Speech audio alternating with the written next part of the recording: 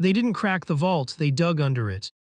For decades, we've told ourselves a comfortable lie about the Banco Central burglary in Fortaleza, Brazil. The official story was airtight: a criminal gang, some explosives, a smash-and-grab raid in 2005 that netted roughly $70 million in cash. Police caught most of them, case closed.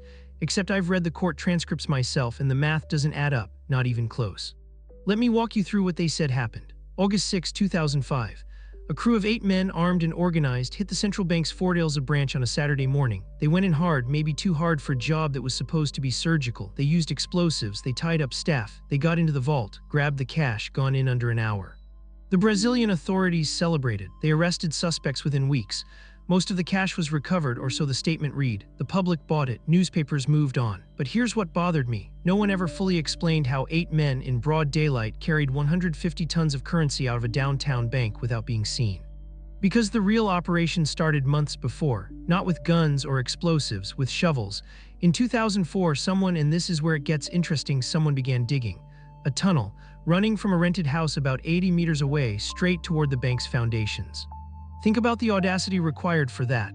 Not just the logistics, though moving 150 tons of dirt without attracting attention is its own nightmare, but the patience, the planning, the absolute certainty that no one would notice construction equipment, reinforcement beams, or daily digging activity in a residential neighborhood. The gang didn't just tunnel toward the vault, they tunneled asterisk under asterisk it.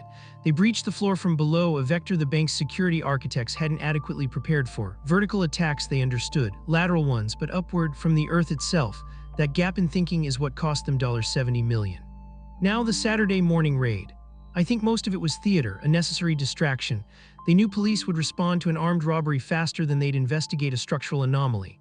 The explosives, the gunfire, the hostages, it was choreography designed to focus attention upward, while the real theft had already happened in silence underground. Here's what troubles me most: the arrested men took falls for a crime that was structured to distribute blame. Whoever planned this, and I mean really planned it, never had their hands on a shovel. They weren't at the bank that morning. They were somewhere else watching the news, knowing exactly how this would play out. The tunnel itself was never fully dismantled. Security teams found it, documented it, but the engineering was sophisticated enough that parts of it still existed years later. Reinforced walls, electrical wiring. This wasn't a desperate hole dug by amateurs. This was infrastructure. Of the $70 million stolen, authorities claim to have recovered most of it. But most is a weasel word. I've seen the inventory lists. Large denominations vanished, smaller notes were returned.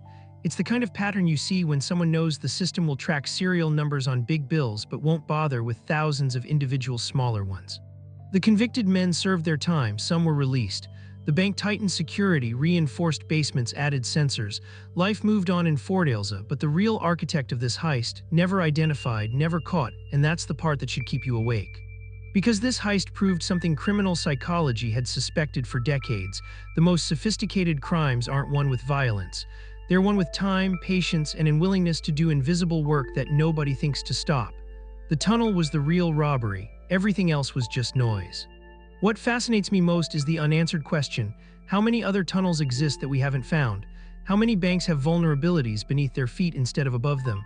Security firms still don't have a standard protocol for detecting subsurface breaches. This one heist exposed a blind spot that institutions are probably still scrambling to patch. The Banco Central burglary remains one of the largest cash heists in history, but the version you'll find in most crime databases, the official version, is incomplete. It's the story authorities wanted to tell, not the story that actually happened, and there's a difference. Somewhere in Brazil, someone knows who designed that tunnel, someone knows who funded it, someone knows where the highest denomination notes ended up. They've probably spent the money by now, they've probably moved on. But the method they proved, that patient, invisible work, beats any amount of force that's permanent. Subscribe. Each week we unearth the heist history forgot to finish explaining.